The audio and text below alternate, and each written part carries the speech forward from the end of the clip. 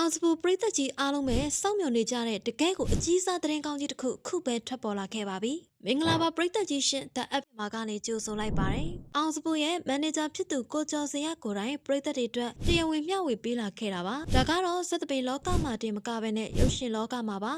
ပရိသတ်ရဲ့အခိုင်အမာအားပေးမှုကိုရရှိထားတဲ့မင်းသားလေးအောင်စပူဟာခုဆိုရင်သူ့ရဲ့အမှုပညာခီးလမ်းမှာနောက်ထပ်ထူးခြားဆန်းတဲ့ခြေလမ်းတစ်ကြီးတစ်ခုကိုစတင်လှမ်းပြင်လိုက်ပြီးဖြစ်ပါတယ်။မင်းသားလေးအောင်စပူဟာကန်ဆက်သူရုပ်ရှင်ကားကြီးပြီးမှအမှုပညာလုပ်တွေကိုအရှိန်ဟုန်မပြတ်ဆက်လက်လုပ်ကိုင်နေတာပါ။မန်နေဂျာကိုကျော်စင်ရဲ့လူမှုကွန်ရက်စာမျက်နှာထက်ကနေသတင်းထုတ်ပြန်ချက်တွေရအောင်စပူဟာသူ့ရဲ့တတိယမြောက်ရုပ်ရှင်ဇာတ်ကားကြီးကိုစတင်ရိုက်ကူးပုံဖော်နေပြီဖြစ်ပါတယ်။ဒီရုပ်ရှင်ကားကြီးရဲ့နာမည်ကတော့အတိုင်ကလေးလိုနာမည်ပေးထားပြီးတော့လက်ရှိမှာရိုက်ကူးရေးလုပ်ငန်းစဉ်တွေကိုလည်းတရားဝင်စတင်လှုပ်ဆောင်နေပြီဖြစ်ပါတယ်။ကန်ဆက်သူရုပ်ရှင်ကားကြီးမှာတော့ကလည်းပရိသတ်တွေကိုအကြိုက်တွေ့စေခဲ့တာမို့အခုတတိယမြောက်ဇာတ်ကားကြီးမှာကအောင်စပူကဘယ်လိုကာရိုက်တာမျိုးနဲ့ပရိသတ်တွေရဲ့ရှင်ကိုအမှန်ဖန်ဆားအောင်မလဲဆိုတာတကယ်ကိုစိတ်လှုပ်ရှားစရာကောင်းနေပါတယ်။ဒီရိုက်ကူးရေးအကျိုးပုံရိပ်တွေမှာမြင်တွေ့ရတဲ့အောင်စပူရဲ့ပုံစံဟာခေတ်လူငယ်စတိုင်အလန်းစားနဲ့တွေ့မြင်ရတာမို့လို့ဇလန်းပုံစံကလည်းလူငယ်ပရိသတ်တွေရဲ့အကြိုက်ရင်ခုန်ကြည်နူးစရာဒရမာဒါမှမဟုတ်ထူးခြားတဲ့ဇာတ်ကွက်မျိုးဖြစ်နိုင်တယ်လို့ခန့်မှန်းနေကြပါတယ်။ဇက်သပင်စင်မြင့်ထက်ကမင်းသားလေးအသွင်ကနေအခုလိုရုပ်ရှင်ကင်မရာတွေရဲ့ရှေ့မှာ